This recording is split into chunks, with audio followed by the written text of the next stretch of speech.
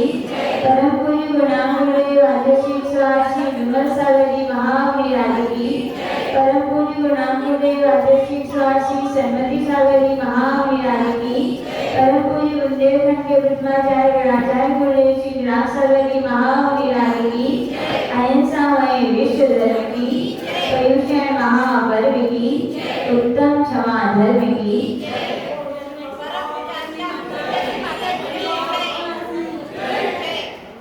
सन 2024 चातुर्मास पर्व में पर्युषण पर्व की महाबेला और हमारे यहाँ की प्राचीन परंपरा की हर जगह दोपहरी के समय तत्वसूत्र के रसोध्यायों की पूजा और एक एक ग्रंथ का वाचन बहुत समय से अपने यहाँ की ये सामाजिक परंपराएं हैं। उसी के अनुसार यहाँ पर आज उत्तम क्षमा का दिन पहले अध्याय को हम लोग समझने की कोशिश करेंगे। तत्वसूत्र महाग्रंथ राज के विषय में पूज्य गुरुदेव कहते थे ये हमारे यहाँ का प्रथम संस्कृत भाषा में लिखा जाने वाला सूत्र ग्रंथ है। इस ग्रंथ के लिए आचार्य उमा स्वामी जी महाराज ने द्वैयायन नाम के ब्राह्मण के प्रार्थना पर लिखा था।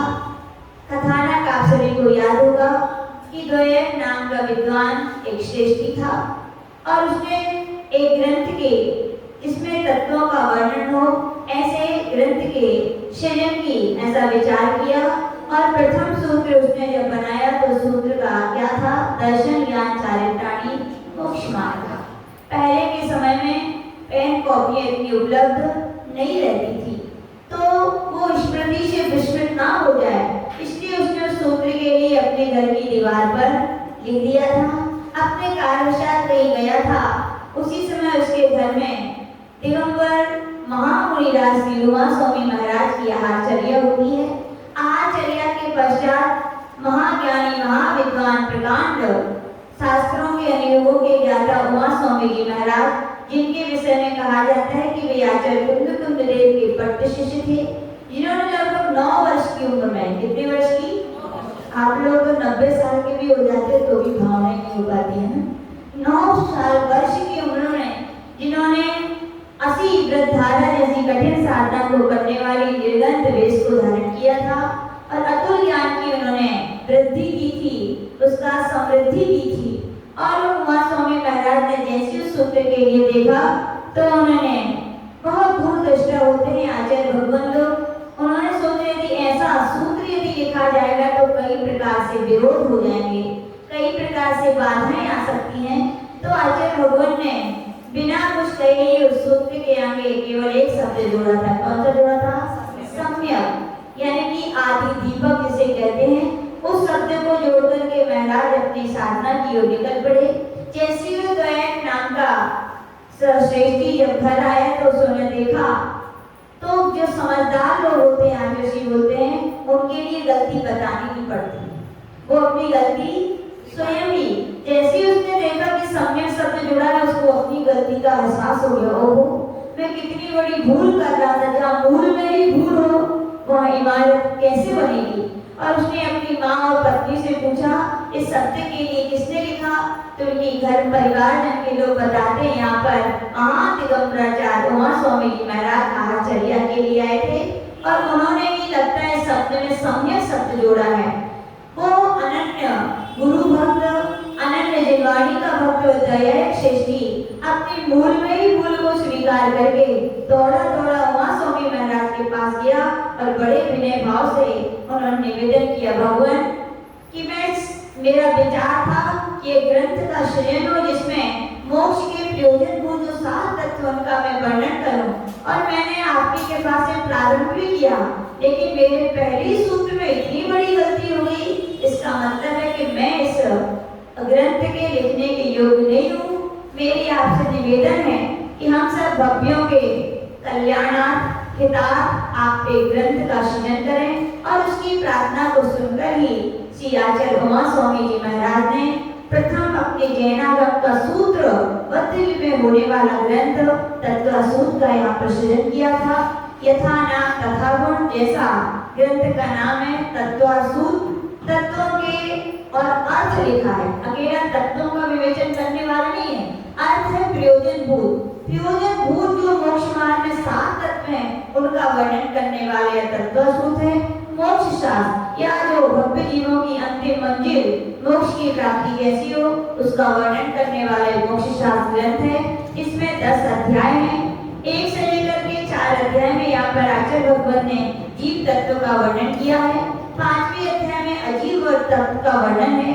6वें और 7वें अध्याय में क्रमशः अशुभ आश्रव शुभ आश्रव का कथन है और 8वें अध्याय में इसका बंध तत्व का वर्णन है। 9वें अध्याय में निर्जरा तत्व का वर्णन है और 10वें अध्याय में मोक्ष तत्व का वर्णन है। इस प्रकार से 10 अध्यायों वाला और सूत्र कितने इसमें 357, कुल मिलाकर इसमें 357 सूत्र हैं। ऐसा महान ग्रंथ जिसके लिए जैनागम के प्रवेश द्वार कहा जाता है। क्या कहा जाता है? प्रवेश द्वार। यदि किसी को 4 नियमों का अध्ययन करना है या उसके बारे में जानना है विशेष तौर पर, तो आचार्य भगवान कहते हैं कि हर चीज का एक प्रवेश द्वार होता है। प्रवेश द्वार ही ना खुला हो तो मंजिल मिलेगी क्या? नहीं मिलती है। तुम्हारे जैनागम को समझने के लिए तत्वसूत्र यानी क्या है? प्रवेश द्वार है। जिसको यह तत्वसूत्र अर्थ से समझ में आने लगता है, फिर आचार्य श्री गुरुदेव कहते थे वो धवला क्या करना जो कि किसी भी ग्रंथ की किसी भी क्लास में बैठ जाए फिर उसके सर के ऊपर से नहीं जाएगा। कुछ ना कुछ तो उसकी स्मृति में उसके हृदय में वो व्यंग्यत बातें करती है, यानी कि उसे समझ में आता है। तो ऐसा यह कुंजी प्रवेश द्वार कहे जाने वाला तत्वसूत्र ग्रंथ है। हमारा सौभाग्य कि हम यहाँ पर पूज्य गुरुदेव से जो कुछ सुना जो कुछ पाया उसी माँ की जिनवाणी को आप तक हम पहुँचाने का प्रयास कर रहे हैं। तो यहाँ पर पहला अध्याय में आचार्य भगवान ने मंगलाचरण किया। मंगलाचरण में आचार्य भगवान ने गुण प्रधान नमस्कार किया है। किसी एक के लिए नमस्कार नहीं किया। न्याय की भाषा है। किसकी भाषा है? न्याय में किसी एक के लिए नहीं। जिसने भी आचार्य भगवान कह रहे हैं जो मोक्ष मार्ग से नेता मोक्ष मार्ग के नेता है, अर्थात वो क्या है? वो हितोपदेशी है। भेदाराम कर्मभूताम यानी कर्म रूपी भूभृत यानी पर्वतों को भेदाराम नष्ट करने वाले अर्थात जो वीतरागी हैं। ज्ञाता विश्व तत्वाना यानी कि विश्व के तत्वों को जिन्होंने जान लिया है अर्थात जो सर्वज्ञ हैं।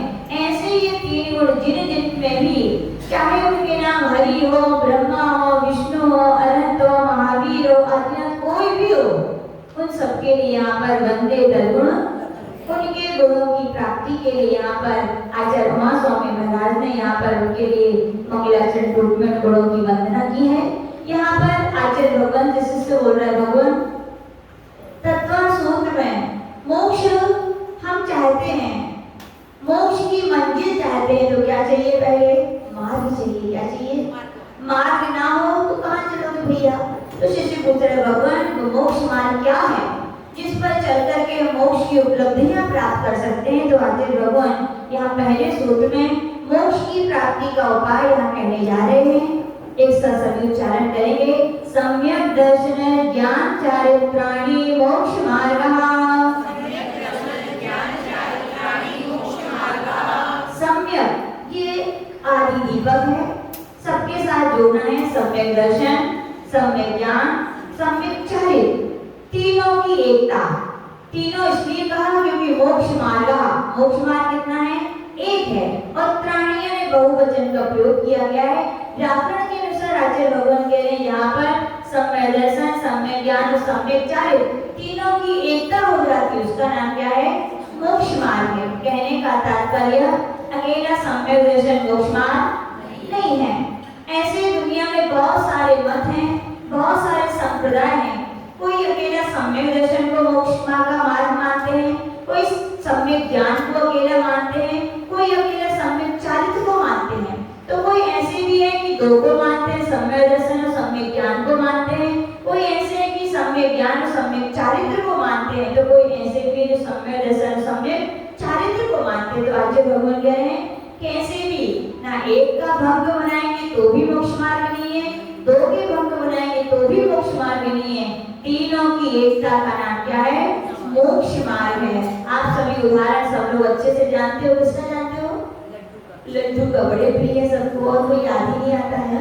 लड्डू का सबके लिए उदाहरण याद है। लड्डू बनाना है तो क्या चाहिए? घी भी चाहिए, शक्कर भी चाहिए और दर्शन भी चाहिए। तीनों मिलेंगे तभी किसका लड्डू बनेगा? मुगद का, है ना। और मुगद का लड्डू आचार्य बोलते थे मुदित धातु से बना है, जो प्रसन्न करे। क्या करे? जिसको देखते ही मन में प्रसन्नता आ जाए। पूज्य गुरुदेव की सबसे फेवरेट स्वीट थी तो क्या थी? बेसन के लड्डू थे। तो आचार्य भगवान कह रहे जैसे तीनों मिलते तभी लड्डू बनता है, अकेले अकेले कोई लड्डू नहीं होता। वैसे यहाँ पर आचार्य भगवान कह रहे हैं अनादिकाल से अपन ने भी कई बार पुरुषार्थ की है, लेकिन तीनों की एकता रूप पुरुषार्थ नहीं किया। सम्यक दर्शन की प्राप्ति भी हो गई तो भी मोक्ष मार्ग हुआ क्या? नहीं हुआ। सम्यक दर्शन के साथ एक देश चारित हुआ तो भी मोक्ष मार्ग नहीं हुआ। यहाँ तक कि आचार्य भगवान कह रहे हैं छठे गुण स्थान में अकेला कहो। छठे गुण स्थान से प्रारंभ है, लेकिन पूर्णता मोक्ष मार्ग की कहाँ है?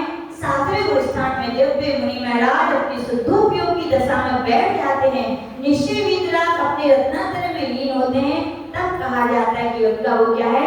मोक्ष मार्ग है। तो भगवान से प्रार्थना करें कि भगवान हम सभी को भी ऐसे मोक्ष मार्ग की क्या हो? प्राप्ति हो। शिष्य पूछ रहे भगवान अपने मोक्ष मार्ग में पहला शब्द का सम्यक दर्शन। हमें मोक्ष मार्ग चाहिए तो सम्यक दर्शन भी चाहिए, तो सम्यक दर्शन आखिर में है क्या? तो यहाँ पर दूसरा सूत्र कह रहे हैं तत्वार्थ श्रद्धानं सम्यक दर्शनम। कह रहे तत्वार्थ श्रद्धानं सम्यक दर्शनम। सम्यक श्रद्धान, किसका सम्यक श्रद्धान करना है? तो आचार्य भगवान तत्व का भी करना है और अर्थ का भी करना है। अकेले तत्वों का कहेंगे तो न्याय का ग्रंथ हम पहले ही बता रहे हैं, सांख्य मत आदि में भी अलग अलग प्रकार के तत्व गए हैं, फिर तो उनका भी ग्रहण हो जाएगा। इसलिए कहा तत्व का भी श्रद्धान कीजिए और अर्थ का भी। अर्थ यानी जो निश्चित किया गया है, मोक्ष मार्ग के प्रयोजन भूत जो तत्व हैं, उनकी ही तत्वों का श्रद्धान करने का नाम क्या है? सम्यक दर्शन है। समझ में आया? तत्वों के अर्थ का श्रद्धान करने का नाम सम्यक, अकेले तत्वों का श्रद्धान करने का नाम सम्यक दर्शन नहीं। निश्चित है, जो तत्व जिस प्रकार से निश्चित हैं, और हमारे जैनागम में मोक्ष मार्ग के प्रयोजन भूत कितने तत्व हैं? तो कितने हैं? 7 तत्व हैं। तो आचार्य भगवान कह रहे हैं कि यहाँ पर जीवादि जो 7 प्रकार के तत्व हैं, मोक्ष मार्ग में जो प्रयोजन भूत हैं, उन जो जिस प्रकार से अवस्थित हैं, उनका उसी प्रकार से श्रद्धान करने का नाम क्या है? सम्यक दर्शन है। ऐसा जानना चाहिए। शिष्य पूछ रहे भगवान अब लड्डू का पता चल जाए कि ऐसा ऐसा लड्डू होता है, तो भावना क्या होती है? मिल जाए तो अच्छा है ना। तो शिष्य पूछ रहे भगवान ऐसे सम्यक दर्शन को कैसे उत्पन्न कर सकते हैं अपनी आत्मा में? हम क्या पुरुषार्थ करें? तो आगे का सूत्र कह रहे हैं कि वो सम्यक दर्शन उत्पत्ति की अपेक्षा 2 प्रकार का होता है। तन निसर्गा दरीग मार्गा। तन निसर्गा दरीग मार्गा। याद रखिएगा, सूत्र को कई लोग तन नहीं पढ़ते। क्या पढ़ते हैं? तन नहीं ना पढ़े। क्या पढ़ना है? तन अलग पढ़ना है, निसर्गा अलग पढ़ना है। तो यहाँ पर निसर्गा और अधिगमान 2 पंचमी का प्रयोग किया है। कोई शिष्य पूछ सकता है इसमें तो लिखा ही नहीं कि उत्पत्ति की अपेक्षा है। तो व्याकरण का जिनको ज्ञान होता है, पूज्य गुरुदेव बताते हैं उत्पत्ति के अर्थ में जो जो धातुआं आती हैं उनमें सब में पंचमी लगती है। तो यहाँ पर निसर्गा अधिगमान तन यानी सर्वनाम है, तत् हो जाएगा। यानी ऊपर के सूत्र में सम्यक दर्शन का कथन चल रहा है, तो वह सम्यक दर्शन पंचमी होने से उत्पत्ति की अपेक्षा से निसर्गज यानी स्वाभाविक और अधिगमन यानी कि दूसरों के उपदेश से। यहाँ पे निसर्गज का अर्थ क्या लेना है? उपदेश के बिना। किसके बिना? लेकिन कोई ये ना समझे कि कुछ भी नहीं चाहिए, सबको चाहिए। 2 बालक है, एक के लिए पढ़ने के लिए शिक्षक भी चाहिए, पेन भी चाहिए, कॉपी भी चाहिए, सबको चाहिए, तो उसका पढ़ना अधिगमन है। लेकिन दूसरा उसको पेन, कॉपी, टेबल, लाइट तो चाहिए, लेकिन क्या नहीं चाहिए? केवल पढ़ाने वाला नहीं चाहिए। तो यहाँ पर अर्थ लगाना है जो उपदेश के बिना होता है वो निसर्गज है, और जो दूसरों के पर के उपदेश से होता है वो क्या है? अधिगमन है। तो इस प्रकार से सम्यक दर्शन अपन 2 प्रकार से जीवों के लिए प्राप्त होता है। यद्यपि आचार्य जी कहते थे निसर्गज भी काल अपेक्षा से अधिगमन ही है। जिसने पहले सुना है उसी को तो स्मृति काम करेगी, यानी कि पूर्व भोग की अपेक्षा, पूर्व काल की अपेक्षा आचार्य भगवान यहाँ पे कह रहे हैं, जैसे हम निसर्गज कह रहे हैं, वो भी क्या है, अधिगमच ही है।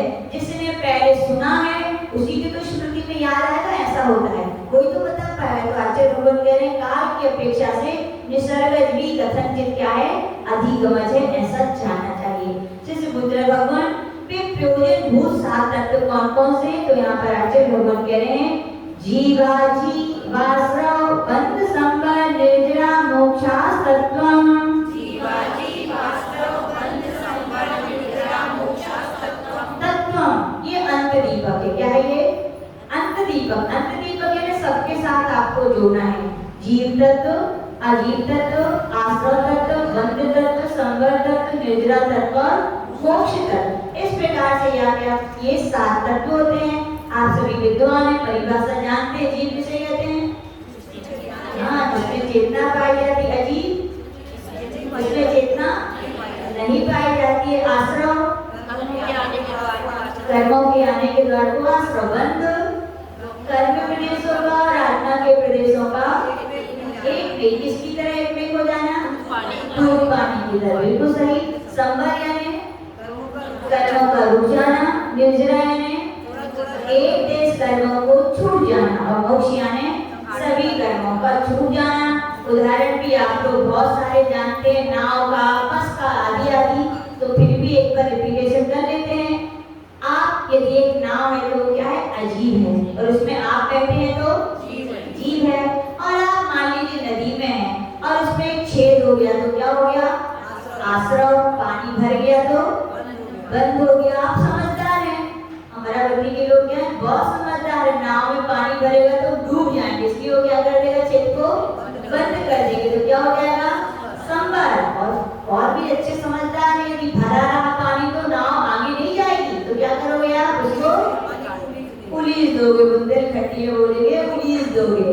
तो थोड़ा थोड़ा जो पानी है उसको थोड़ा थोड़ा करके निकाल देंगे। और फिर क्या करोगे? पानी निकल जाएगा तो क्या हो जाएगा? मोक्ष हो जाएगा। कितना सरल है मोक्ष ना। नाव में बैठो, पानी भरो, पानी सूखा और मोक्ष। तो ये उदाहरण है। क्या है ये? उदाहरण है। उदाहरण एक देश होते हैं, समझने का तरीका है। यहाँ पर सात तत्व गए। जैसे पूछ रहे भगवान, आपने पहले सम्यक दर्शन, सम्यक ज्ञान, सम्यक विचार, ये तीन क्या कहलाते हैं? रत्नात्रय क्या कहलाते हैं? और आपने भी सात तत्व कहे। तो यदि हम सात तत्व रत्नात्रय को जानना चाहते हैं तो उनकी क्या उपाय है? तो आगे सूत्र दे रहे हैं, नाम स्थापना द्रव्य भाव तस्तन न्यासा।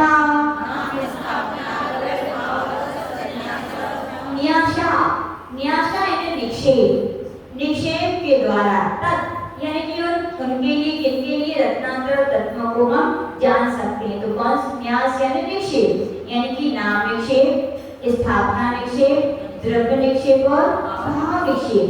नाम निक्षेप यानी गुण जाति की वगैरह अपेक्षा ना रखे किसी की लोक व्यवहार चलाने के लिए जो नाम रख दिया जाता है। यदि नाम ना हो तो लोक व्यवहार चल पाएगा क्या? नहीं चल पाएगा।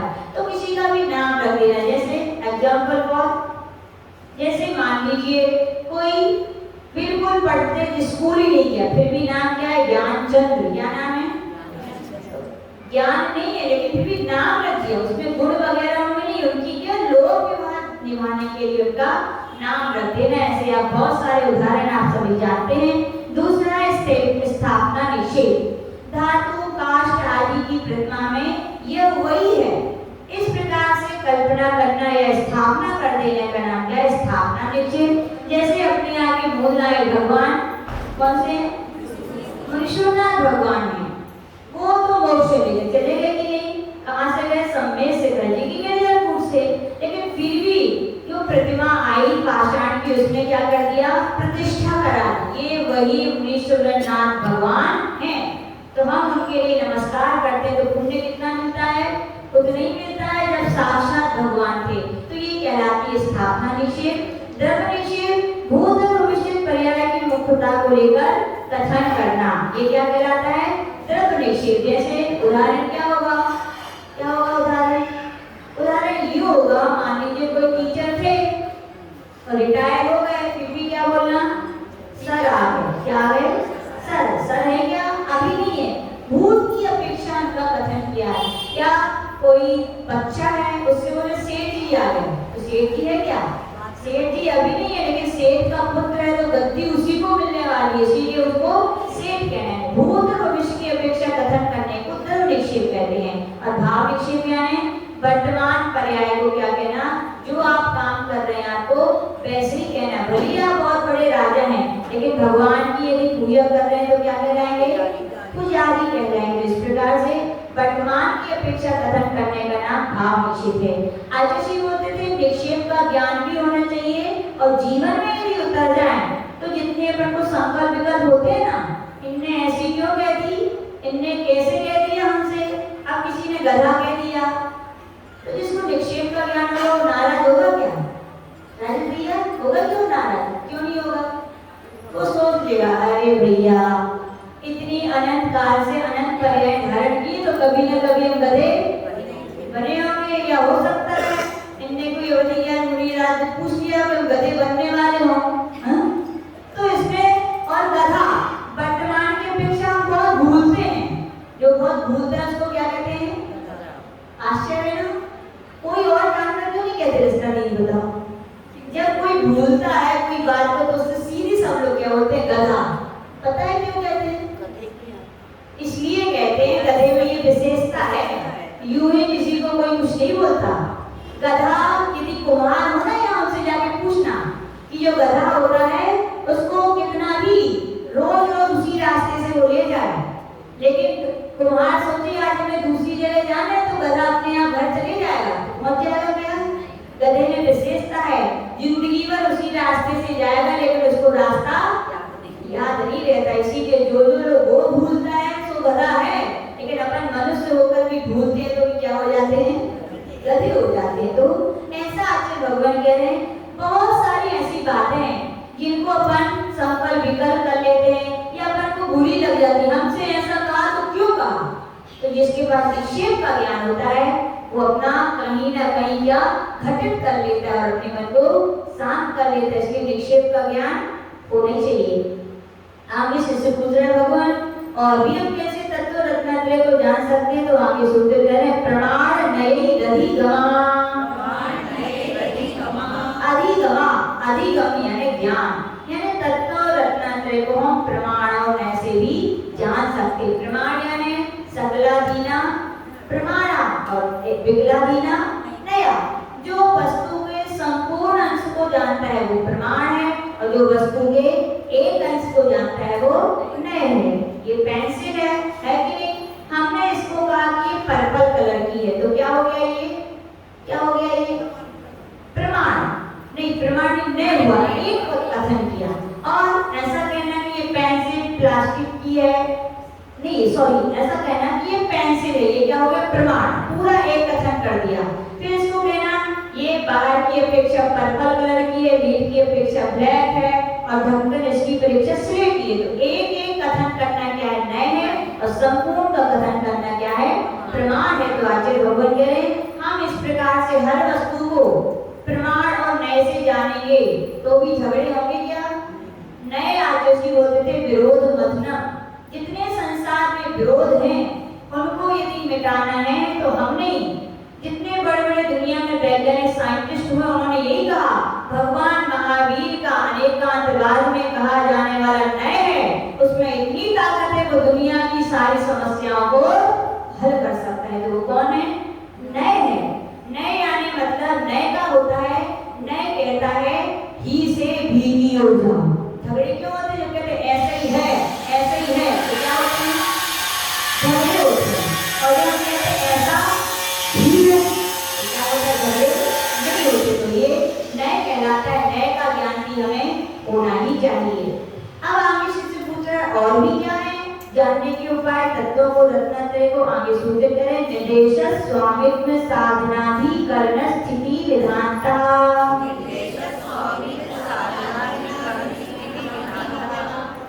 निर्देश, स्वामित्व, साधन, अधिकरण, स्थिति और विधान, ये 6 प्रकार से भी हम तत्वों को रत्नात्रय को जान सकते हैं। निर्देश यानी वस्तु के स्वरूप का कथन करना। मान लीजिए क्या कहना, ये पेंसिल है। फिर स्वामी, स्वामी कौन इसका? अभी प्रेजेंट में तो श्रवणी आएगा, विविध श्री माता जी हैं।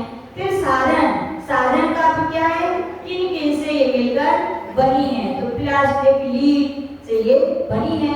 फिर उसमें कह रहे क्या, अधिकरण, किसके आधार से है, तो अभी हाथ के ऊपर है तो हाथ क्या है इसका आधार। स्थिति कब तक, जब तक टूटेगी नहीं, घूमेगी नहीं, तब इसकी स्थिति। और विधान, पेंसिल कई प्रकार की थी, पर्पल कलर की है तो येलो भी होती है, रेड भी होती है, व्हाइट भी होती है। विधान तो जैसे इस पेंसिल का कथन किया, वैसे ही हम तत्वों में और सम्यक दर्शन में भी लगा सकते हैं।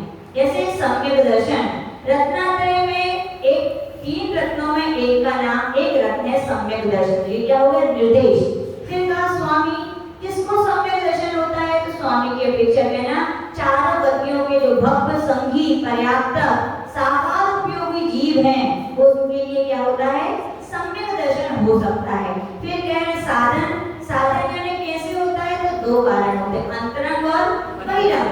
अंतरंग से अनंतानुगत विचार और मिथ्या, सम्यक मिथ्या तो मिथ्या प्रकृति। इन 7 प्रकृतियों का या तो उपशम होना चाहिए, या क्षयोपशम होना चाहिए, या क्षय होना चाहिए। तो ये अंतरंग कारण है।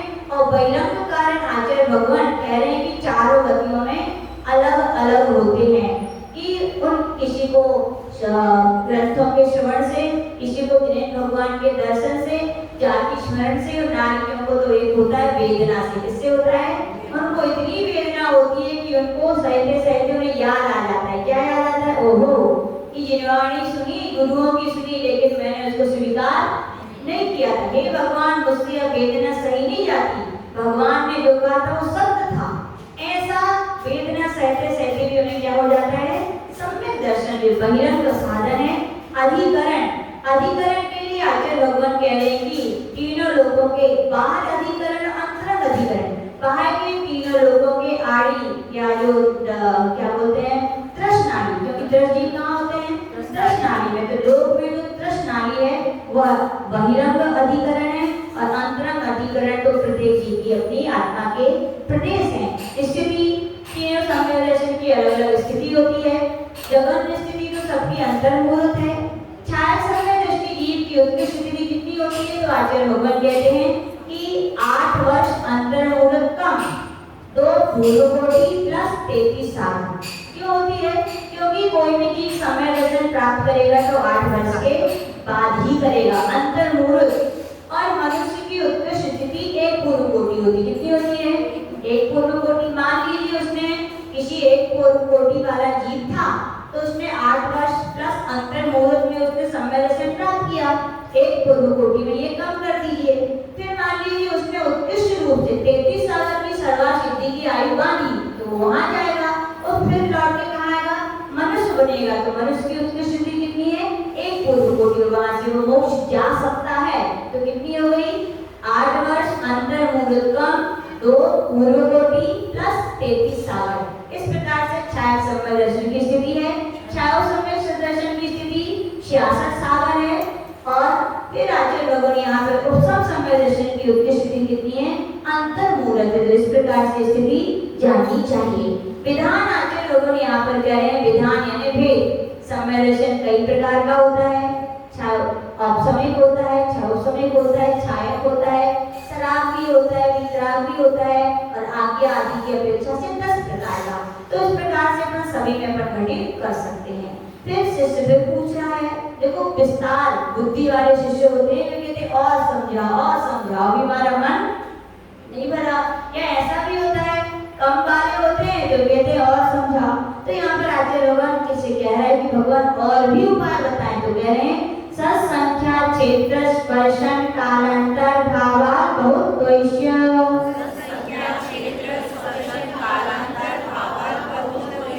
तो कह रहे यहाँ पर 8 प्रकार के अनुयोग द्वार। ये अपने आगम का बहुत मूलभूत सूत्र है। क्या बोलते हैं आज इसको, क्यों, क्योंकि इसी सूत्र के आधार पर ही अपने यहाँ का सठखंडागम ग्रंथ लिखा गया, और इसी सूत्र के आधार पर ही पूरी धवला आदि जो 16 पुस्तकें केवल किसकी व्याख्या करती है, केवल इस एक सूत्र की। कितने सूत्र की, एक सूत्र पर कितनी पुस्तकें लिखी गई, 16। आपसे कहा जाए एक सूत्र में 16 लाइनें लिख दो, तो तुम तो 16 भी लिख पाएंगे। तो ये सूत्र अपने आप का कर्णनियों का बहुत जबरदस्त सूत्र है। तो आचार्य भगवान कह रहे हैं सत का अर्थ होता है वस्तु के मौजूदगी बताना कि यहाँ पेंसिल है। क्या बोलना? पेंसिल है। फिर कह रहे हैं संख्या, कितनी है संख्या? एक है। क्षेत्र का अर्थ होता है वर्तमान में भी कहाँ है वो? अमरावती के हॉल में या गैस टेबल पर। ये क्षेत्र वर्तमान स्थिति को होता ना। स्पर्शन, तीनों काल की स्थिति। काल कितने होते हैं? कौन कौन से? भूत, भविष्य, वर्तमान। तीन काल।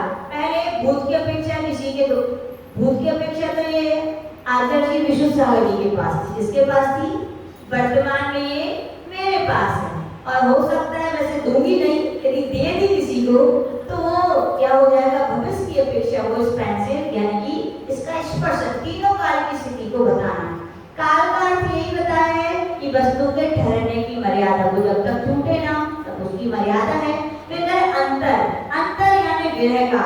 मान लीजिए हम स्वाध्याय करते करते इसको छोड़ गए और ऊपर कमरे में चले गए और फिर लौट कर यहीं आए तो हमें पेंसिल मिल गई, तो यानी कि उतने समय के लिए वो छूटी थी। उसको क्या बोलेंगे? अंतर। विरह काल यानी अंतर कहलाता है। फिर भाव का अर्थ है गुण या मूल्य बताना। उसका भाव बता तो बहुत, ये छोटी भी हो सकती, बड़ी भी। कोई छोटी पेंसिल होगी तो उसकी अपेक्षा ये बड़ी है और कोई इससे बड़ी होगी तो उसकी अपेक्षा ये छोटी है। तो इस प्रकार से तत्व रत्नात्रय में घटित करना चाहिए। आप लोग सोचते हैं ना मुनि महाराज जी 4-4 महीने तक बैठे रहते हैं वन में, क्या करते होंगे? रूपाली भाभी सोते होंगे। हाँ याद रखना, इतना आगम का ज्ञान है, यही सब घटित करते रहते हैं। तत्वों में सत कैसे होगा? और तत्व एक नहीं, सातों तत्वों में घटित करते हैं। जीव में भी जीव के 14 प्रस्थान होते हैं, 14 और उसकी मार्गणाएं होती है 14। सब में घटित करते करते चलो, हमें लगता है हम लोग को तो 24 ठाणे ही आते हैं, यदि वो भी लगाते तो सामने कब हो जाती है मालूम नहीं चलती। जैसे धन्य महामुनिराज इन सूत्रों को क्या ऐसे ही घटित करते करते अपने आप के धर्म ध्यान में शुद्ध की आराधना में लगे रहते हैं। आगे से पूछ रहे भगवान सम्यक दर्शन की बातें बहुत हो गई, अब दूसरा दर्शन कौन सा है? सम्यक ज्ञान। उसके बारे में बताइए क्या होता है, कितने होते? तो कह रहे हैं मति श्रुतावधि मनः पर्यय केवलानि ज्ञानम। सम्यक ज्ञान 5 प्रकार का है। मति ज्ञान, शुद्ध ज्ञान, अवधि ज्ञान, मनः पर्यय ज्ञान और इसमें ज्ञान अंत दीपक है, सबके साथ लगाना है। मति ज्ञान यानी क्या? जो 5 और इंद्रिय और मन से होता है मति ज्ञान। शुद्ध ज्ञान, मति ज्ञान पूर्वक जाने हुए पदार्थों को विशेष जानता है, उसे कहते हैं शुद्ध ज्ञान। अवधि ज्ञान द्रव्यच्छेद काल भाव की मर्यादा को लेकर रूपी पदार्थों को बिना मन इंद्रियों के जानता है, वो अवधि ज्ञान। मनः पर्यय ज्ञान भी द्रव्यच्छेद काल भाव की मर्यादा को लेकर रूपी पदार्थों को दूसरे के मन में तिष्ठित बातों को जानते हैं, मनः पर्यय ज्ञान। केवल ज्ञान संपूर्ण द्रव्यों की संपूर्ण पर्यायों को जो एक साथ जानता है वो केवल ज्ञान है। शिष्य पूछ रहे हैं भगवान ये ज्ञान को हम और कैसे जान सकते हैं? तो तत् प्रमाणे, तत् यानी सम्यक ज्ञान 2 प्रकार के प्रमाण से जाना जाता है। कितने प्रकार के प्रमाण से? अब 2 कहाँ लिखा?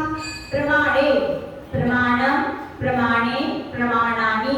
प्रमाणम होता तो एक प्रमाण होता, क्योंकि इसमें क्या है? प्रमाणे द्विवचन का प्रयोग है, तो प्रमाण कितने मेरे यहाँ? 2 प्रकार के प्रमाण वाले ये क्या होते हैं? सम्यक ज्ञान होते हैं। शिष्य पूछ रहा है तो कौन से होते हैं वो? एक परोक्ष होता है, एक प्रत्यक्ष होता है। परोक्ष का अर्थ होता है जो 5 इंद्रिय एक मन से होता है, और प्रत्यक्ष का अर्थ होता है जो 5 इंद्रिय मन के बिना स्वयं अपनी आत्मा से होता है, वो प्रत्यक्ष ज्ञान है। शिष्य पूछ रहे हैं 5 में से कौन से प्रत्यक्ष, कौन से परोक्ष? तो कह रहे हैं आद्य परोक्षम। आदि देखो, आद्य इसमें भी अब आदि के कहेंगे, एक भी हो सकता है क्योंकि आद्य ये भी क्या है? द्विवचन है। क्या है ये? आदि, आद्य, आद्या, तो 2 है। तो आदि के 2 ज्ञान, कौन कौन से 2 ज्ञान होंगे? मति ज्ञान, शुद्ध ज्ञान। क्या है ये? परोक्ष है। फिर पूछ रहा है प्रत्यक्ष कौन से? प्रत्यक्ष मन्यत्, अन्यत्। 2 के अलावा कौन कौन से ज्ञान बचे? अवधि ज्ञान। तो ये क्या है? प्रत्यक्ष ज्ञान है, ऐसा बात को जानना चाहिए।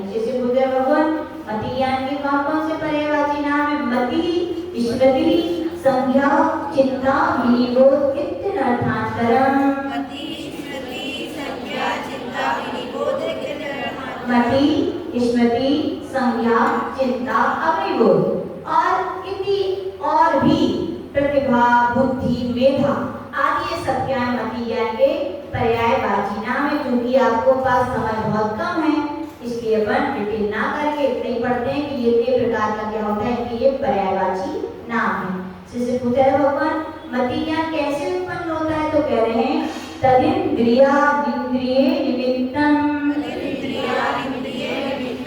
तद यानी वह मति ज्ञान इंद्रिय यानी 5 इंद्रिय अनिंद्रिय यानी मन अनिंद्रिय यानी क्या मन यानी मति ज्ञान 5 इंद्रिय और एक मन की सहायता से उत्पन्न होता है। मति ज्ञान कितने प्रकार का हो रहा है तो कह रहे हैं अवग्रहे हावाय धारणा। मति ज्ञान 4 प्रकार से होता है अवग्रह ईहा अवाय और धारणा। अवग्रह का अर्थ क्या है तो यहाँ पर आचार्य भगवान कह रहे हैं विषय के सन्निपात होने पर जो कुछ है ऐसा प्रतिभास होता है उसे क्या कहते हैं अवग्रह। क्या है जानने की इच्छा ईहा और अवाय उसके चिन्ह विशेष से हो जाना कि ये इसके पंख दिख रहे हैं तो ये पक्षी ही है इसे अवाय कहते हैं निश्चित हो जाना और फिर उसको दिमाग में रखे रहना कभी नहीं भूलना उसे क्या कहते हैं धारणा। गुरुदेव बोलते थे बहुत बार अपन ने तत्व की बात सुनी कि नहीं सुनी बहुत सुनी क्यों भूल जाते अपन इसलिए भूल जाते हैं अपन अवग्रह होता है यह होती है अवाय होती है लेकिन धारणा नहीं हो पाती है ना तभी तो भूल जाते धारणा हो जाए।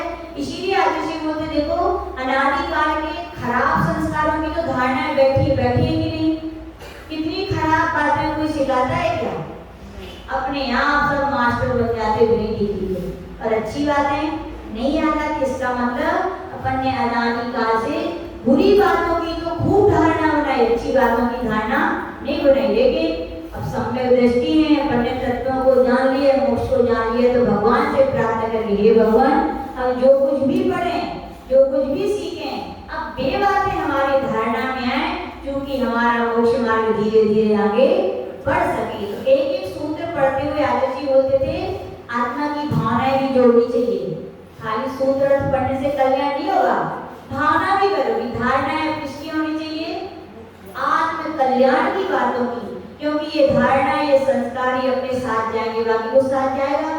तो अब ऐसा पढ़ो कि भव में बिना पढ़े भी ज्ञानवती माता जी कितनी बड़ी कहा कि ज्ञानवती महिला मंडल कितनी बड़ी तुम्हारी माता जी चौथी कितनी बड़ी कहाँ से आया इतना ज्ञान क्या गुरुदेव लोग भी देखो पहले के समय की 10वीं 12वीं क्या होता फिर भी आवक का इतना ज्ञान कहाँ से आया बोलो पहले जो धारणा में बिठाया था वो आज क्या आ रहा है उनके स्मृति में आगे आ रहा है। तो अपन भी भगवान से प्रार्थना करें भगवान अब बैक गाड़ी चले कैसी चले बैक यानी कि अभी संसार की क्या होता था पहले अवग्रह होता था फिर यह होती थी फिर अवाय होती तो धारणा हो जाती मन में बातें बैठी हैं अब गाड़ी उल्टी चल रहा है कि जो संसार की बातें उनका क्या हो अवाय हो जाए फिर उनका क्या बचे केवल यह बचे और उसकी क्या हो केवल अवग्रह हो मतलब चिंतन एक टाइप का कहीं आरोप सिद्धांत गठित ना कर ले तो ये कहना लेकिन अब मोक्ष मार्ग में क्या हो हम अवग्रह भी करें हमारी मोक्ष मार्ग की बातों के प्रति इहा भी हो हम उसके प्रति आवा या निश्चित भी करें और हमारी धारणा इतनी पक्की हो जाए कि जब तक हमारा मोक्ष ना हो तब तक ये शुद्ध ज्ञान की बातें हमें याद रहें कब तक याद रखें जब तक ये शुद्ध ज्ञान हमारा केवल ज्ञान में परिणत ना हो जाए ऐसा सूत्र से शिक्षा लेनी चाहिए। आगे यहाँ पर आचार्य भगवान कह रहे हैं कितने प्रकार के पदार्थों को जानता है तो कह रहे हैं बहुविध क्षिप्रा निश्चिता युक्त ध्रुवाणाम क्षेत्राणाम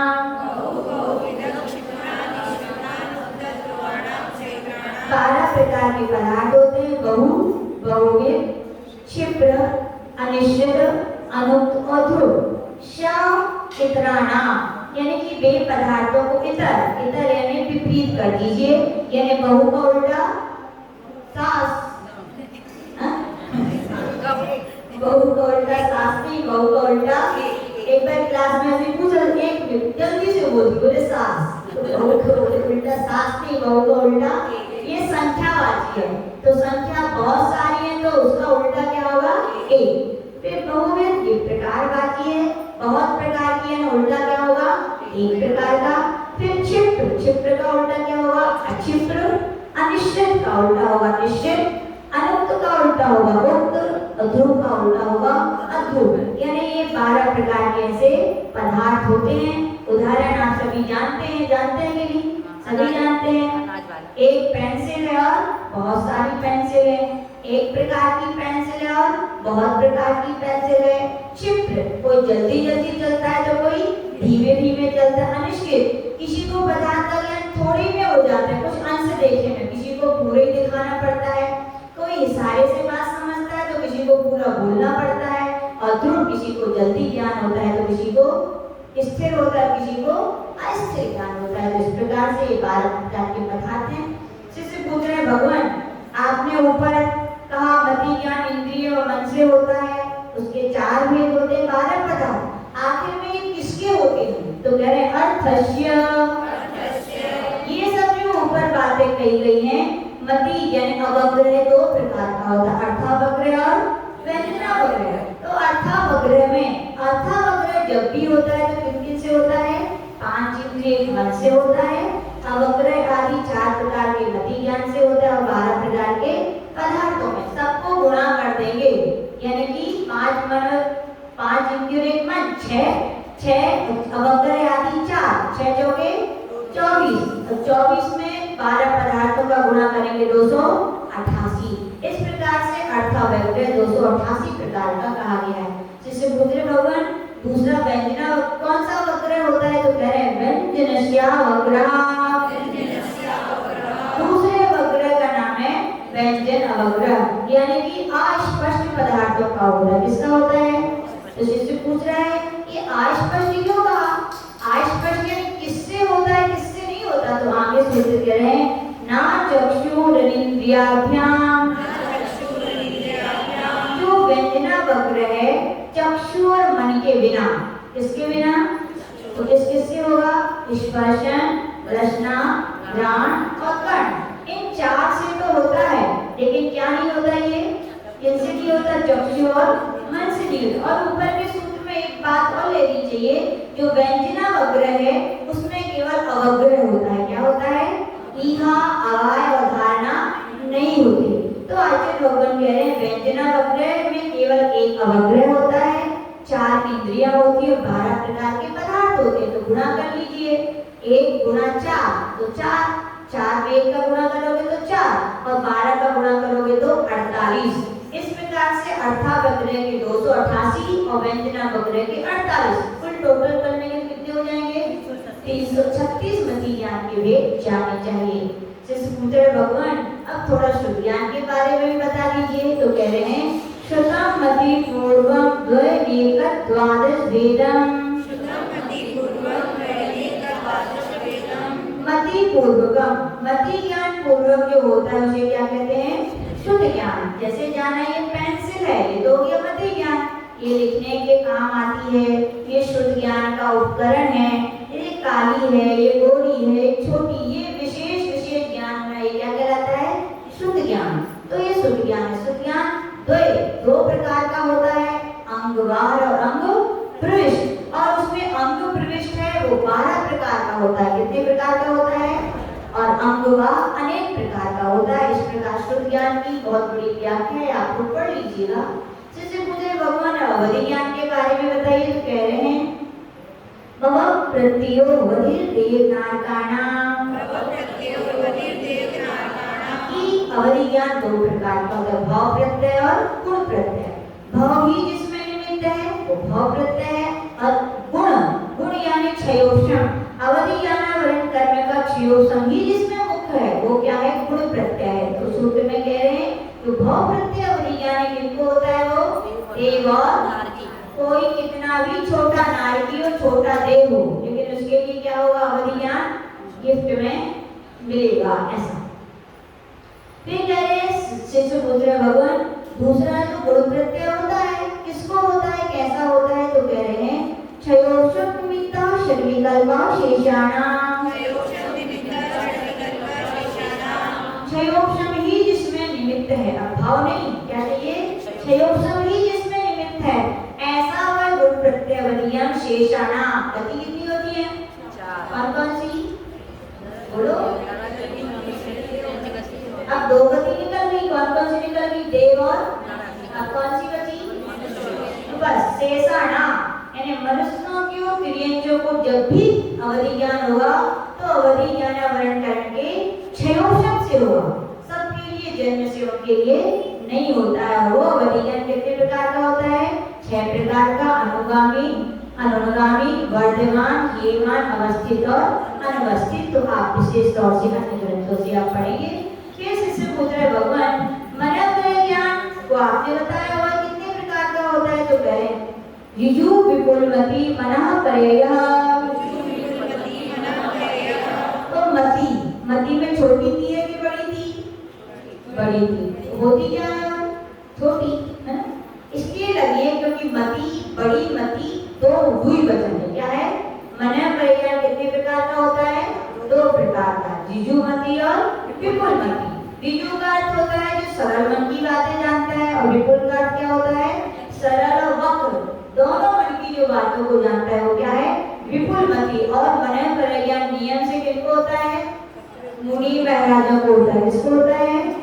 अवधि ज्ञान तो चारों गतियों में हो सकता है, लेकिन मनः परयः कौन सी गति में होगी? केवल मनुष्य गति। मनुष्य में भी किसको होगा? मुनि। और मुनि महाराज कौन से? जिनको कोई ना कोई एक रिद्धि है, जिनका वर्धमान चारित्र, उनके लिए क्या होता है? ये मनः परयः होता है। शिष्य पूछ रहे भगवान दोनों प्रकार के मनः परयः में क्या अंतर है? तो कह रहे विशुद्ध प्रतिपाताभ्याम तद विशेषा।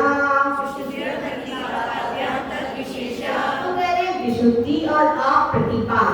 प्रतिपात का अर्थ होता है छूटना, और अप्रतिपात का अर्थ है नहीं छूटना। तो कह रहे विशुद्धि और नहीं छूटने की अपेक्षा दोनों में विशेषता है। यानी कि जो ऋजुमति की अपेक्षा विपुलमति में विशुद्धि अधिक है, तभी तो वो टेढ़ी मेढ़ी बातों को भी जान रहा है। हर कोई टेढ़े मेढ़े लोगों को जानता है क्या? सीधे सरल लोग को ही जानते हैं, और जो ज्यादा बुद्धिमान होते हैं वो दोनों प्रकार के लोगों को जान लेते। बोल रहे हैं विशुद्धि किसकी ज्यादा है? विपुलमति की। और कह रहे नहीं गिरता, यानी कि छूटता नहीं है। एक बार ऋजुमति मनः परयः तो छूट जाता है, लेकिन विपुलमति मति ज्ञान मनः परयः जिनके लिए हुआ है वो कभी छूटता नहीं है। सीधे उन मुनि महाराजों को क्या होता है? मोक्ष की प्राप्ति होती है। शिष्य पूछ रहे अच्छा भगवान, तो आपने इन दोनों में अंतर समझाया, तो क्या अवधि ज्ञान और मनः परयः में भी अंतर होता है क्या? तो बोल रहे हाँ। विशुद्धि क्षेत्र स्वामी विषयेभ्यो वधि मनः परययो।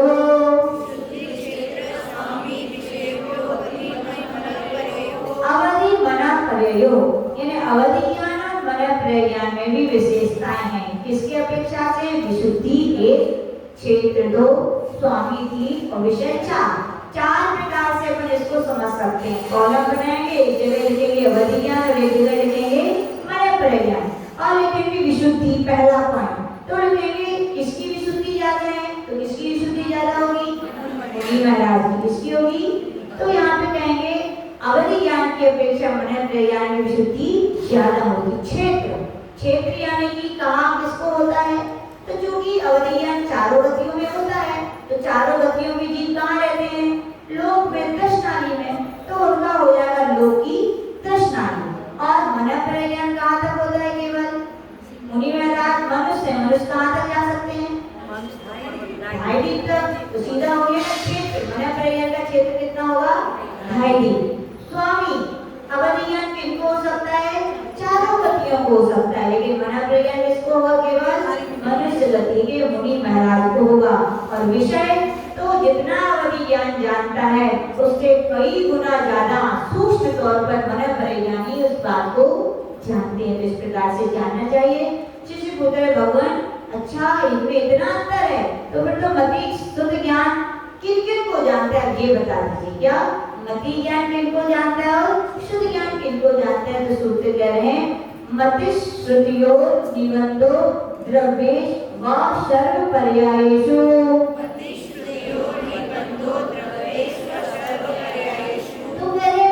शुद्धियो, मति ज्ञान शुद्ध ज्ञान का निबंधो यानी विषय द्रव्येषु, द्रव्य कितनी होती है? कौन कौन सी? जीव, उदगत, धर्म, अधर्म, आकार और काल। तो यहाँ पर कह रहे मति ज्ञान शुद्ध ज्ञान है सभी द्रव्यों की आशर्व पर्यायेषु, सर्व पर्यायेषु यानी सब पर्याय को आ लग गया तो यानी कुछ, सबको नहीं जानता, कितने को जानता है? कुछ पर्याय को, द्रव्यों को तो जानता है लेकिन सभी द्रव्यों की कुछ पर्याय को जानता है। कौन जानता है? मति ज्ञान और शुद्ध ज्ञान सभी द्रव्यों की कुछ पर्यायों को जानता है, ऐसा समझना चाहिए। शिष्य पूछ रहे भगवान अवधि ज्ञान किसको जानता है? तो कह रहे हैं रूपिष्ठ व वधे। इस सूत्र में सूत्र नंबर 26 से आसर्व पर्यायेषु शब्द को जोड़ लेना चाहिए। यानी अवधि ज्ञान भी रूपी पदार्थों को तो जानते हैं लेकिन संपूर्ण रूपी पदार्थों की संपूर्ण पर्यायों को भी नहीं जानते हैं, ऐसा जानना चाहिए। मने प्रज्ञान किसको जानता है? तो कह रहे ता दनंत भागे मना पर्ययस्य। तो यहाँ पर कह रहे अवधि ज्ञान जितने को जानता है उससे अनंत भागे यानी उस चीज के अनंत भाग कर दो, उसके सबसे छोटे हिस्से को कौन जानता है? मने प्रज्ञान। इसमें भी सूत्र नंबर 26 से आसर्व पर्यायेषु जोड़ देना चाहिए क्योंकि ये भी संपूर्ण पर्यायों को मना प्रज्ञान भी नहीं जानते। क्यों? संपूर्ण पर्याय को जान लेंगे तो क्या हो जाएगा? वो फिर केवल ज्ञान हो जाएगा, सीधा होता है ना। इसलिए क्या कुछ ही पर्यायों को भी मना प्रज्ञानी जानते हैं। जिससे पूछ रहे तो केवल ज्ञान किसको जानता है? तो कह रहे हैं सर्व पर्यायेषु केवलस्य, सभी द्रव्यों की सभी पर्यायों को एक साथ युगपत जो जानता है वो क्या है? केवल ज्ञान है। अपन लोग बुद्धू है ना, अपन को इतना भी नहीं मालूम पीछे क्या है, कोई बता सकता है इसके पीछे क्या है? लेकिन फिर भी जानने की इच्छा क्या होती? बहुत सारा जानना है ना। और भगवान देखो अपनी आत्मा में लीन है लेकिन फिर भी उन्हें सब कुछ झलक रहा है कि एक आत्मा को जानने से संपूर्ण लोग अपने आप झलकने लगता है। शिष्य पूछे भगवान ये ज्ञान जो आपने बताए क्या वो सम्यक ही होते हैं क्या उल्टे नहीं होते क्या? तो यहाँ पर कह रहे नहीं भैया, ज्ञान जो होते हैं वो मिथ्या भी होते हैं और सम्यक भी होते हैं। बस इतना ये समझना, ज्ञान तो ज्ञान है। क्या है? ज्ञान सम्यक और मिथ्या नहीं होते, लेकिन ज्ञान जिस पात्र में जाता है उसकी अपेक्षा वो सम्यक और मिथ्या हो जाते हैं। जैसे पानी तो पानी है, बारिश से बरसता है ना, लेकिन नीम में चला जाए तो कड़वा और ईख में चला जाए तो पानी कैसा है? बोले पानी तो पानी है, जैसा पात्र होता है वो उस रूप से परिणत हो जाता है। ऐसे ज्ञान तो ज्ञान है, सम्यक दृष्टि को होता है तो वही ज्ञान सम्यक हो जाता है, मिथ्या दृष्टि को होता है तो वही ज्ञान मिथ्या हो जाता है। यानी पात्र की अपेक्षा ज्ञान के भेद है, लेकिन ज्ञान के कोई सम्यक मिथ्यापना ज्ञान में नहीं है। ज्ञान पात्र की अपेक्षा उसमें सम्यक और मिथ्यापना आ गया है। तो कह रहे हैं मति श्रुता वधियो विपर्ययश्च। अच्छा सॉरी, एक सूत्र क्या है? जिससे पूछ रहे भगवान एक जीव को कितने ज्ञान हो सकते हैं एक साथ? तो यहाँ पर कह रहे हैं एकादीनि भाज्यानि युगपदे तस्मिन्ना चतुर्भ्या। तो यहाँ पर कह रहे हैं एक जीव को एक साथ कितने ज्ञान हो सकते हैं? 4। कौन कौन से होंगे? मति ज्ञान, शुद्ध ज्ञान, अवधि ज्ञान और किसको होंगे 4 ज्ञान? मुनि महाराज। किसको होंगे? मुनि महाराज। और 3 होंगे तो कौन कौन से होंगे? मति ज्ञान, शुद्ध ज्ञान और अवधि ज्ञान। मति ज्ञान, शुद्ध ज्ञान और मना पर्याय ज्ञान। 2 होंगे बनेंगे ना, और 2 होंगे तो कौन से होंगे? मति ज्ञान और शुद्ध ज्ञान। और अकेला होगा तो एक साथ सबके लिए 5 ज्ञान हो सकते हैं क्या? क्यों नहीं हो सकते? इसलिए नहीं हो सकते, 4 ज्ञान तो 6 समिक हैं और केवल ज्ञान क्या है? 6 है। एक जीव को एक समय में एक ही भाव होते, 2 भाव एक साथ नहीं होते हैं। तो इस प्रकार से समझना चाहिए। अब जिससे वही बात पूछ रहा है सम्यक और मिथ्या कैसे होते हैं? तो क्या पात्र की अपेक्षा ज्ञान सम्यक भी हो जाते हैं और मिथ्या।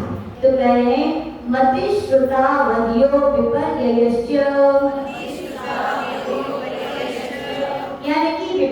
लक्ष्य विपरीत होते हैं। कौन कौन विपरीत होते हैं? मति ज्ञान, शुद्ध ज्ञान, अवधि ज्ञान। अब मति को विपरीत करना है तो क्या करोगे? कुमति। क्या हो जाएगा?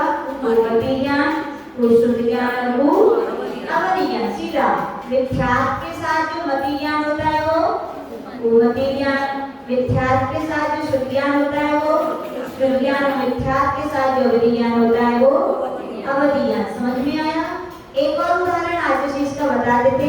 पहले के समय में ट्रेन चलती थी, तो अब तो ये लाइटिंग आ गया, इलेक्ट्रिसिटी का बहुत ज्यादा, तो लाल लाइट और वो आपकी अपने आप ऑटोमेटिक जल जाती।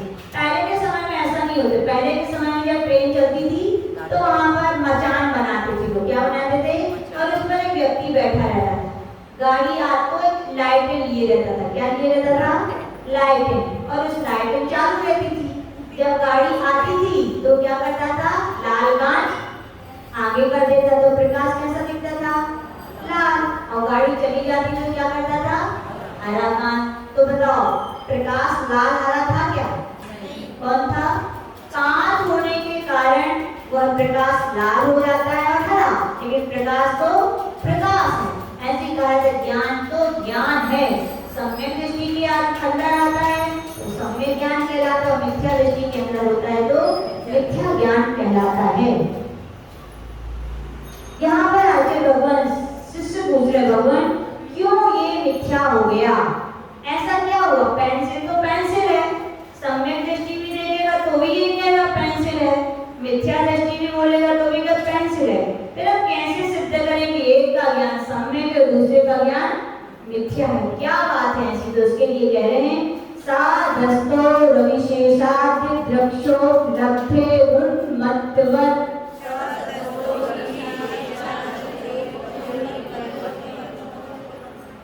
चित्री पका दिया आप लोगों ने। साधस्तो यहाँ पर सत्य और असत्य, सत्य और असत्य अविशेषा विशेषता से रहे, यद द्रक्षो अपनी इच्छा के अनुसार उपलब्धे यानी जो मानता है, उन्मत्तवत् का अर्थ है पागल व्यक्ति या कहें शराबी व्यक्ति। कौन सा व्यक्ति? देखेंगे कि शराबी व्यक्ति किस किस ने देखे? हाथ ऊपर देख किस किस? सही बताओ।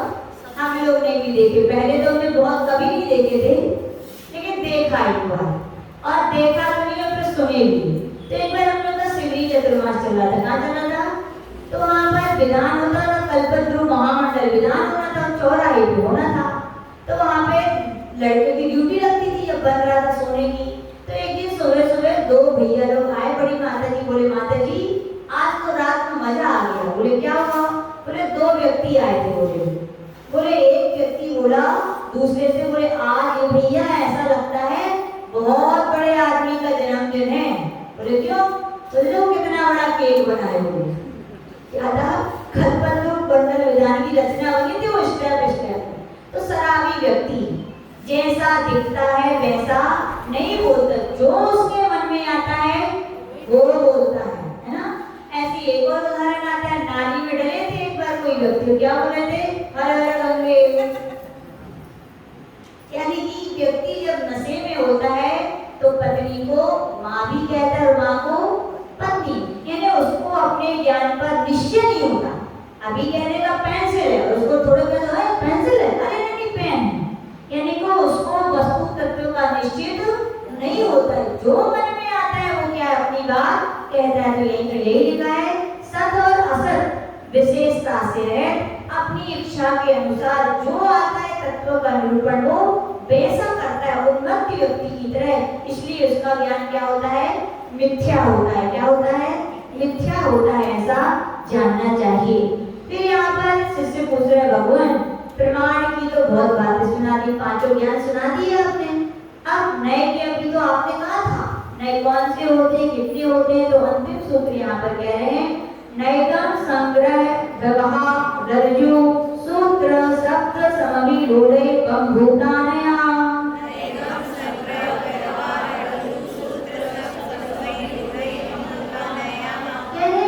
नया नैगम ने, संग्रह ने, व्यवहार ने, ऋजु सूत्र ने, शब्द ने, समभिरूढ़ ने और एवं भूत, इस प्रकार प्रकार से कितने नए हो गए? 7 प्रकार के नए। नैगम नए जो संकल्प मात्र को ग्रहण करता है। वस्तु पूरी हुई है, बनी है कि नहीं बनी, इससे उसको कोई मतलब। संकल्प, आप मंदिर घर पर तैयारी करते हैं टिप्पी लगाने की, और आपके बच्चे पूछे मम्मी क्या कर रही हो? बोले मंदिर जा रही हूँ। तो मंदिर आ रही थी, अभी तो आप द्रव्य की केवल सामग्री इकट्ठी कर संकल्प ले लिया था कि मुझे कहाँ जाना है? मंदिर। इसका भी पुण्य मिलता है कि नहीं? मिलता है। रवि सिंह महाराज कह रहे हैं जो व्यक्ति घर में बैठकर ही अकेले ये विचार करता है कि मुझे मंदिर जाना है, तो कितना फल मिलता है? 2 उपवास का। इसलिए संकल्प में भी बड़ी शक्ति होती है। इसीलिए कहते हैं कितने सारे लोग हैं, ये फॉर्म इसीलिए तो निकाले गए कि मालूम है आप लोग 10 दिन बहुत अच्छे से रहोगे, कुछ नहीं खाओगे पियोगे, लेकिन नियम लिया क्या? पुण्य मिलेगा क्या? और ये फॉर्म भर दोगे तो क्या हो जाएगा? आपको पुण्य की वृद्धि हो जाएगी। तो संकल्प मात्र को ग्रहण करना क्या है? नैगम नय है।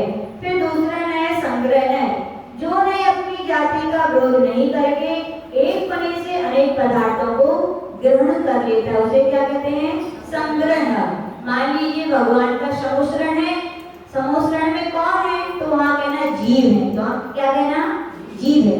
यानी वहां के मनुष्य गति के लोग भी बैठे हैं, देव गति के, त्रियक गति, फिर भी क्या कहते हैं ना, सबको, यानी कि जाति का उसमें कोई विरोध नहीं किया, सबको जीव मात्र से सबको क्या कर लिया? इकट्ठा कर लिया। वो क्या हो गया? संग्रह। और व्यवहार, जिसे संग्रह के द्वारा इकट्ठा किया है उसको क्या कर देना? अलग अलग विधि पूर्वक भेद कर देना। फिर पूछो भैया समोसरण में कौन है व्यवहार नहीं की अपेक्षा? तो कहेंगे भैया 4 कोठे में देवियां हैं, 4 में देव हैं, 1 में मुनि महाराज हैं, 1 में माता जी और 1 में त्रियक गति के प्राणी। ये क्या हो गया? व्यवहार ने भेद कर दिया सबका। शब्द ने जो नए लिंग संख्या कारक आदि के व्यभिचार, व्यभिचार का अर्थ होता है दोष, अशुद्धि को दूर करता है। जैसे कोई लेडीज, जैसे माता जी आई अपन बड़े माता जी आ गए, तो सही है कि गलत? बड़े माता जी आ गए, माता जी स्त्रीलिंग और बड़े क्या हो गया? पुरुषलिंग। तो ऐसा नहीं कहना। शब्द ने कहेगा बोलो बड़ी माता जी आ गई, क्या बोलो? तो ये ऐसे शब्द लिंग, एक वचन, 2 वचन, कारक, षष्ठी वगैरह की जो अशुद्धियां होती है व्याकरण की, जिसको दूर कर दे, उस नय का नाम क्या है? शब्द नय है। फिर है समाभिरूढ़ नय, जो नय नाना अर्थों का उल्लंघन कर प्रधानता से एक अर्थ में रूढ़ होता है, उसे क्या कहते हैं? समाभिरूढ़ नय। यद्यपि गौ शब्द आता है, गौ का अर्थ गाय भी होता है, गौ का अर्थ ज्ञान भी होता है, गौ का अर्थ चलना भी होता है, लेकिन फिर भी अपन दुनिया वालों से पूछो गौ यानी क्या, तो यही कहेंगे जो 4 पैर वाली होती है कि अर्थ शब्द के अलग अलग है, लेकिन उसमें भी एक पर आरूढ़ रहने का नाम क्या है? समाभिरूढ़ नय। एवं भूत नय, जिस शब्द का जिस क्रिया रूप अर्थ है उसे उसी रूप परिणमाने को, उसी रूप क्रिया रूप परिणमे पदार्थ को कहना, वो क्या है? एवं भूत नय। एवं भूत की नय की अपेक्षा आप भले ही कितने बड़े ऑफिसर हो, लेकिन घर में जब श्रीमती जी बीमार हो जाए और भोजन बनाना पड़े, किसको बनाना पड़े? प्रशांत भैया बनाना पड़े तो क्या हो जाता है? बनाते हैं क्या हो गया उस समय? क्या हो गया? वही हो गया रसोईया। तो यह क्रिया रूप का जिस रूप में कर रहे हैं आप, उस रूप से कथन करने का नाम क्या है?